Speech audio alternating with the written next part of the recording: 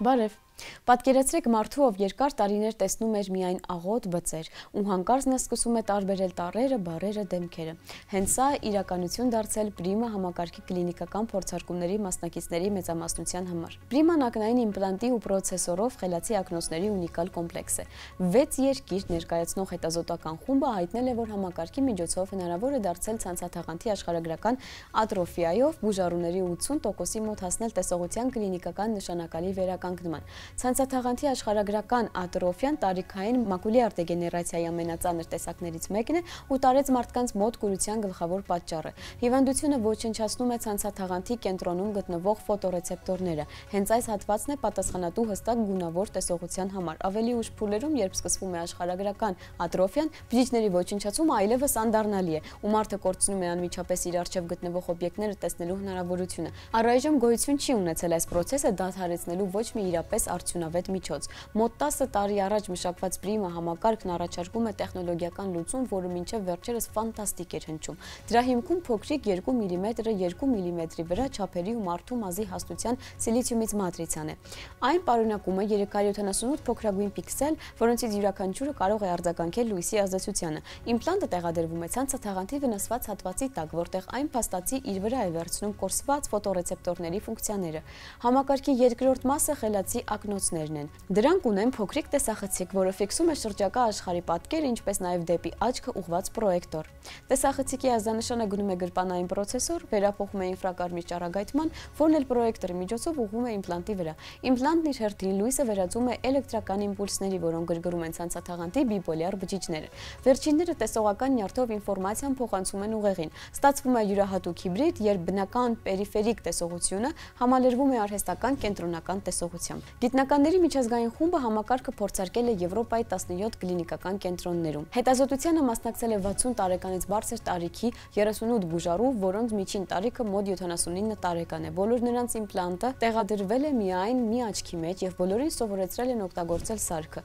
Վիրահատությունից 1 տարի անց գիտնականները ստուգել են արդյունքները։ Փորձարկումների մասնակիցների 81%-ի մոտ տեսողության սրությունը զգալիորեն բարելավվել է։ Մեծ մասի դեպքում արդեն վիրահատությունից 6 ամիս անց։ 84%-ը կարողացել է տարբերել տառերը, թվերն ու անգամ կարդալ ամբողջական բառեր, ընդ որում բնական պերիֆերիկ տեսողությունը չի վատթարացել։ Բուժառուների մոտ 70%-ը հայտարարել է, որ բավարարված է արդյունքներով ու որ վերականգնել է այն կարողությունները, որոնք համարում են ընդմիշտ կորսված, օրինակ կարդալը, գրելը, առարկաները ճանաչելն ու տարածության մեջ կողմնորոշվելը։ Ինչպես ցանկացած վիրահատական միջամտության դեպքում գրանցվել են նաև բարդացումներ։ Եղել են 26 լուրջ անցանկալի երևույթ, սակայն դրանց մեծ մասը արտահայտվել է վիրահատությունից անմիջապես հետո եւ հնարավոր է եղել արագ կարգավորել։ Գիտնականները կարծում են, որ սա միայն սկիզբն է, ապագայում նրանք պլանավորում են փորձարկել ավելի բարձր կետայնությամբ նոր միկրոմատրիցաներ կամ միանգամից մի քանի չիպ իմպլանտացնելու հնարավորությունը։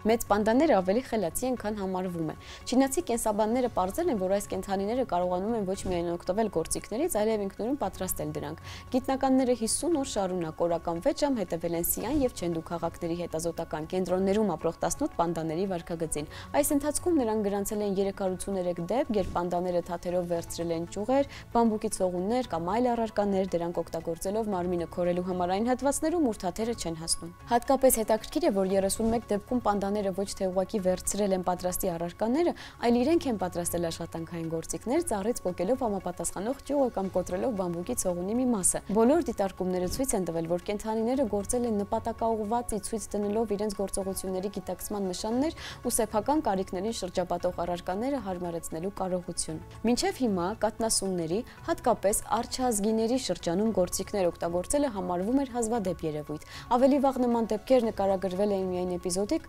օրինակ Ալյասկայում գրանցվել էր, թե ինչպես է գորշարչը քարերով քորում մռութը, այժմ մեծ պանդաները միակ հայտնի արջերն են, ում մոտ մասսայաբար ու սիստեմատիկ կերպով գրանցվել է նման վարքագիծ։ Հետազոտության հեղինակները նշում են, որ պանդաներն ունեն անատոմիական առավելություն, այսպես կոչված կեղծ բութ մատը։ Սա դաստակի ձևափոխված ոսկորն է, որը թույլ է տալիս նրանց սնվելի սամուր բռնել բամբուկը։ Հենց այս առանձնահատկությունը, ինչպես ենթադրում են գիտնականները, թույլ է տալիս նրանց հեշտությամբ մանիպուլյացիաներ իրականացնել առարկաների հետ։ Հետազոտությունը ցույց է տվել այլ օրինաչափություններ Եվս, աշնանը պանդաները քորվելիս ավելի հաճախ են գործիքներ օգտագործել, քան ձմռանը, իսկ երիտասարդ առանձնյակները դա արել են ավելի ակտիվորեն, քան հասունները։ Հավանաբար պատճառը մաշկի քորն է, որն առաջանում է մորթին փոխելիս կամ ջերմաստիճանի փոփոխության ժամանակ։ Ու սա առաջին դեպքը չէ, երբ մեծ պանդաները հնարամտություն են ցուցաբերում։ Ավելի վաղ կենսաբանները պարզել են, որ տարվա ցուրտ եղանակին պանդաները մորթու վրա քսում են ձիու գոմաղ, ցրտի նկատմամբ զգայունությունը նվազեցնելու համար։ Current Biology ամսագրում տպագրված նոր տվյալները մեծ պանդաներին դնում են դելֆինների, կալանների եւ մարդանման կապիկների կողքին հազվագյուտային կաթնասունների, որոնք առարկաները գիտակցված օգտագործում են որպես գործիք։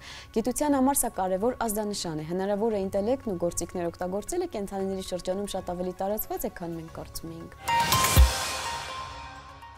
Այս շաբաթվա գիտաֆանտաստիկ ֆիլմ Էնդրյու Նիկոլի «Գատական» է։ Գատական ֆիլմ է ապագայի մասին, որում մարդու ճակատագիրը կախված է նրա գեներից։ Այդ աշխարհում երեխաներին պատրաստում են պատվերով առանց հիվանդությունների։ Նրանք, ովքեր ծնվել են բնական եղանակով, համարվում են ոչ լիարժեք ու զրկված են կարիերայի, ընտանիքի, տիեզերքի մասին երազելու իրավունքից։ Գլխավոր հերոսը Վինսենտ Ֆրիմանը լույս աշխարհը եկել առանց գենետիկական սելեկցիայի։ Նա երազում է աստրոնավտ դառնալու մասին, սակայն համակարգը համարում է նրան ոչ պիտանի։ Նա որոշում է դիմել խիստ ռիսկային քայլի, վերցնել ուրիշ մարդու դնթ, ձևանալ այլ մարդ ու հայտնվել ընտրյալների փակ աշխարհում։ Գատական բարձրաձայնում է հատկապես այսօրվա համար խիստ արդիական հարց։ Եթե գիտությունը կարող է ամեն ինչ փոխել, արդյոք պետք է թույլ տանք մեր փոխարեն որոշել, թե ով պետք է լինենք մենք։ Իսկ այսօրվա համար այսքանը, կհանդիպենք։